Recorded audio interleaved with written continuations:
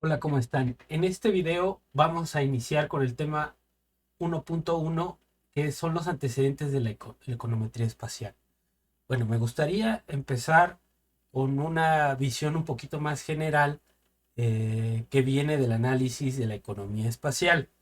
El tema del espacio ya había sido, digamos, pensado desde hace mucho tiempo como un elemento central en el desarrollo de las actividades económicas. Desde la fisiocracia, digamos, el espacio había sido considerado como una forma de costo, ya sea para el tránsito de las distintas mercancías.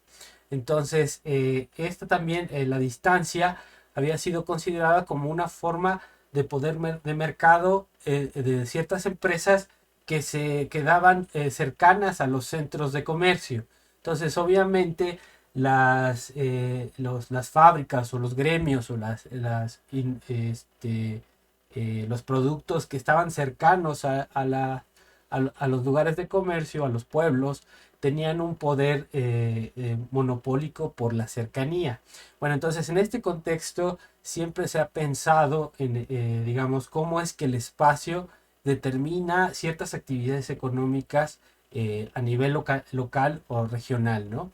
Es también conocido el hecho de que las ciudades se desarrollan alrededor de los centros más dinámicos de comercio.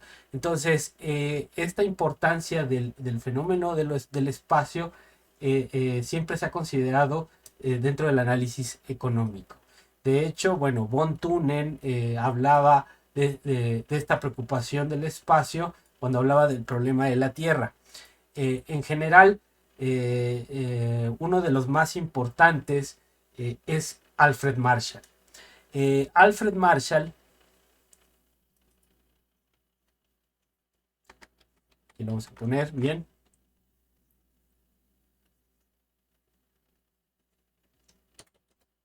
como ustedes sabrán, fue el primero de los pensadores neoclásicos. Es el primer neoclásico porque una de las, digamos, de las virtudes de Marshall es unificar la visión clásica con la visión marginalista. Entonces, lo que hace Marshall es crear este análisis neoclásico en donde el equilibrio se vuelve fundamental para analizar la determinación de los precios, pero a través del análisis marginal. Y digamos que ese es el mérito de Marshall, unificar esas dos corrientes de pensamiento económico. Pero en Marshall también podemos ver la preocupación por el espacio en la determinación de la dinámica económica. Alfred Marshall, si bien es el primer neoclásico, en el análisis de Marshall podemos encontrar su preocupación por el desarrollo industrial. Eh, de hecho, Alfred Marshall es el primero, uno de los primeros que considera las economías externas.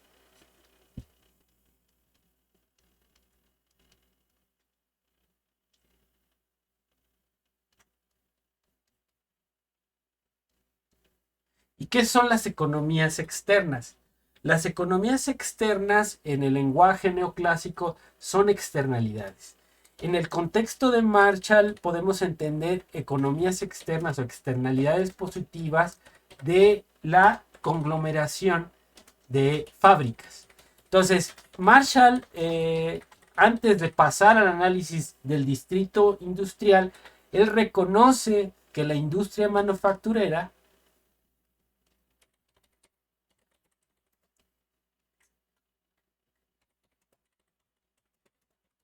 la industria manufacturera es una fuente de los rendimientos crecientes.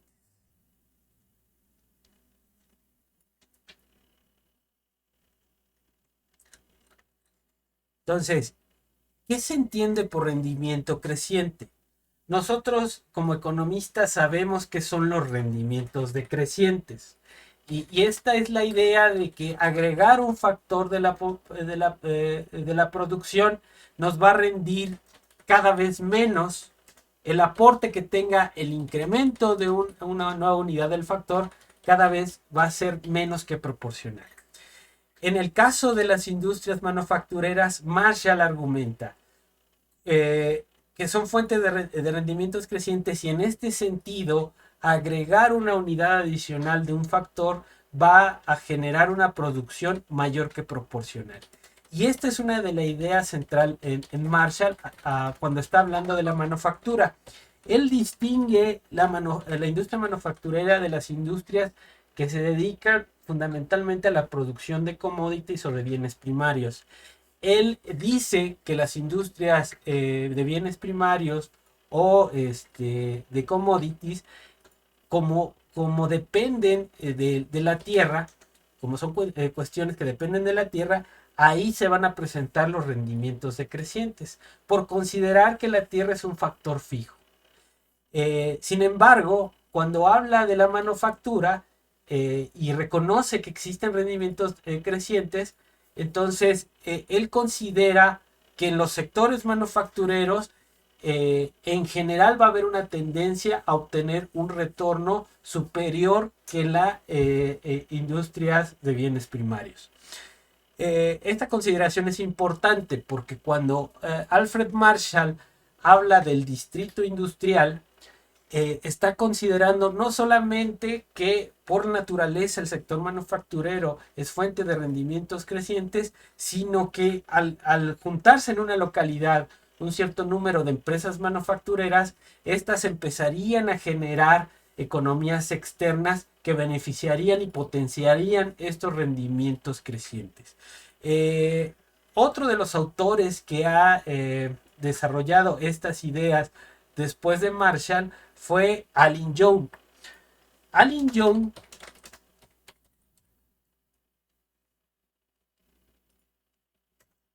es un economista estadounidense que dedica una parte de su análisis a la industria manufacturera y a los rendimientos crecientes que se generan dentro de la industria manufacturera. Y al igual que Marshall, Allen Young destaca el hecho de que cuando existen, que en la industria manufacturera existe un conjunto de redes profundas entre productores, proveedores, que potencia los rendimientos y la riqueza de la sociedad. En este sentido, lo que tanto Marshall como Allen Young sostienen es que la industria manufacturera es la fuente del desarrollo de las economías. ¿Por qué? Porque aquí se presentan a través de la interrelación de distintas empresas una fuente de los rendimientos crecientes. Pero ¿por qué se da? Entendamos que cuando Marshall está hablando del distrito industrial o cuando Allen Young está hablando del desarrollo industrial, se tiene que entender que en la industria manufacturera, a través de las relaciones con proveedores y a través de la competencia con proveedores, se generan ciertas fuerzas, sinergias entre los distintos productores que tienden a disminuir los costos, tienden a generar innovación, y en eso, en conjunto, están generando y robustecen esa red de encadenamientos dentro del desarrollo de la industria manufacturera. Entonces, esa es la fuente, digamos, de los rendimientos, de potenciar esos rendimientos crecientes en la manufactura. Entre estas ideas, podríamos citar también al economista francés François Perroux, o Perroux, como debería de ser. François Perroux habla, fundamentalmente el aporte tiene que ver con la idea de polo de desarrollo.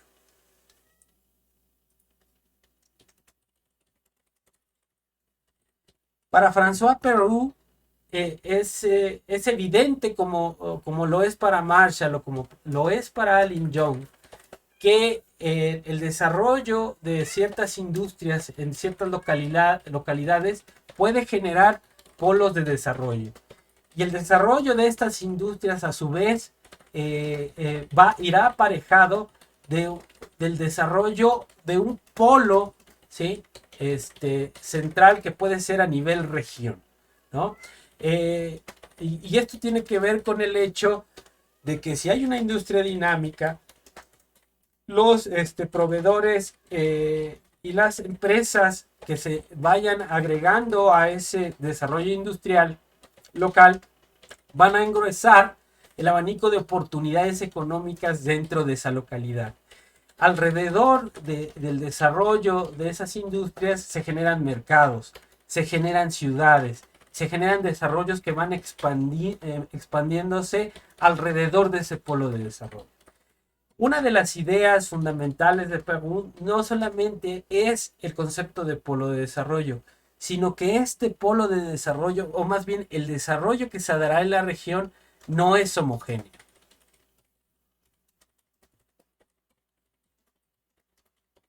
Entonces, él resalta que el desarrollo es desigual. Si bien hay polos de desarrollo y fuerzas centrífugas que operarán como atractoras hacia al polo de desarrollo, y que es esto que se observa, que alrededor de los lugares más dinámicos de la economía se generan las ciudades, se genera infraestructura y van desarrollando ciertas regiones. También hay fuerzas centrífugas que son expulsoras, en la mayoría a veces de trabajo. O la visión de Perú tiene que ver con el hecho de que un polo desarrollado viene acompañado de una periferia en desarrollo o subdesarrollada.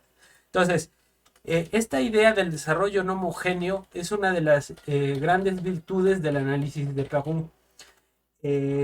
Entonces, como vemos aquí, hay un fuerte interés de distintos economistas por entender no solamente cómo se distribuyen las actividades económicas, ya sea de consumo, de producción o de distribución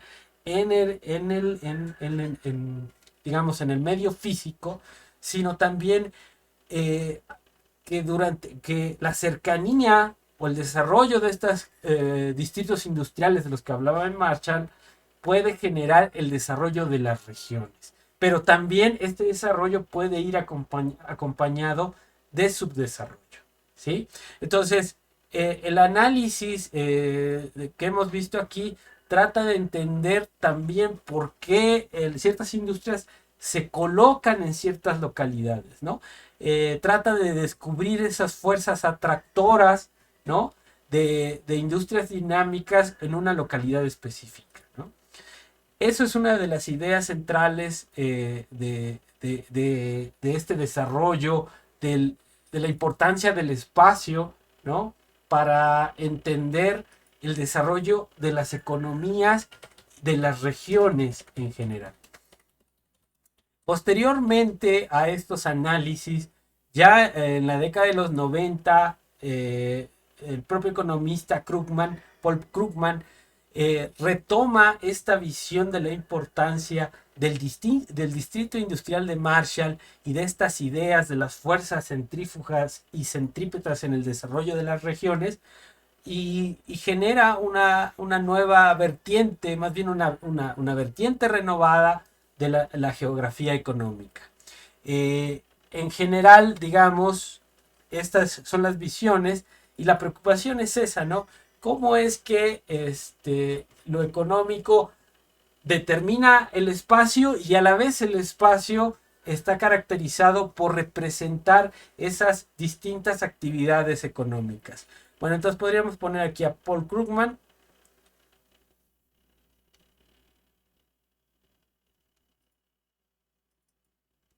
y la nueva geografía económica, ¿sí? Entonces, ¿cuál sería el centro del análisis, ya regresando a la econometría espacial?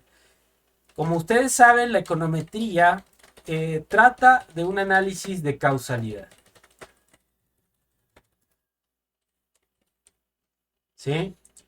A diferencia de la correlación, que solamente relaciona dos variables, la econometría analiza la causalidad entre dos o más variables.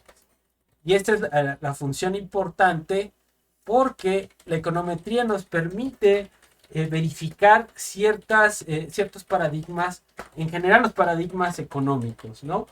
Si estamos empezando, la causalidad la generan las teorías. Las teorías lo que hacen es relacionar ciertas variables y nos explican la causalidad, si es positiva o negativa, de la relación de dos variables. Por ejemplo, si estamos hablando de economía keynesiana, la función consumo sería un ejemplo de un aporte teórico que puede ser verificable a través de un modelo econométrico. La ecuación consumo lo que nos dice es que el consumo está en función de la propensión marginal a consumir, del consumo autónomo, perdón, más la propensión marginal a consumir que depende del ingreso disponible. Y esta propensión, dice Keynes, debe de estar entre 0 y 1. ¿Qué es lo que nos está diciendo la teoría keynesiana en términos de causalidad? Que a medida que incrementa el ingreso disponible de las personas, el consumo incrementará en el valor del coeficiente alfa 1. ¿Sí? Y este alfa 1 pues se puede verificar a través de un ejercicio de regresión en donde la variable dependiente sea el consumo y la variable independiente o explicativa sea el ingreso disponible. Entonces nosotros podríamos verificar a través de un ejercicio de regresión si el coeficiente cumple con lo que la teoría keynesiana dice, que sea positivo y que esté entre 0 y 1. Entonces ese es digamos, la forma de relación de causalidad que nos permite corroborar la econometría. Ahora bien, en términos de el espacio, nosotros queremos saber cuáles son los efectos del espacio sobre ciertas variables que queremos explicar. Y ahí es donde entraría el análisis de la econometría espacial. En general, como hemos visto a lo largo de esta exposición, una de las preocupaciones acerca del espacio deviene de este análisis de la industria, del desarrollo económico que es posible a través del sector manufacturero, pero también una de las interrogantes es verificar si en los distritos industriales o en las conglomeraciones productivas podemos encontrar y verificar la existencia de las economías externas. Es decir, la herramienta de la econometría espacial nos podrá ayudar a verificar si el espacio, la cercanía de ciertas empresas o ciertas regiones tiene efectos de spillover positivos sobre ciertas variables que queramos explicar. Y eso, digamos que es un aporte fundamental en esta técnica del análisis espacial que deviene del análisis de Anselin. Anselin nos permite a través de la metodología de la econometría espacial o del análisis espacial construir los indicadores como el índice de moral o los índices locales llamados LISA que nos permiten encontrar los clústeres. Y después, a través de la econometría espacial, podríamos verificar si estos clústeres tienen un efecto positivo sobre las variables que queramos explicar. Yo dejaría aquí esta explicación. Espero que hayan entendido un poquito, más o menos como un antecedente al análisis de la economía espacial. Y aquí repasamos varios de los autores que son centrales en el análisis del espacio y la importancia de las aglomeraciones productivas, porque en ellas se genera, ¿no?, desde Alfred Marshall, los rendimientos crecientes, ¿no? Y en general podríamos afirmar que el sector manufacturero es, digamos, que el sector por excelencia para alcanzar el desarrollo de los países. Aquí yo le dejaría. Es un placer para mí otra vez y nos vemos en el próximo video.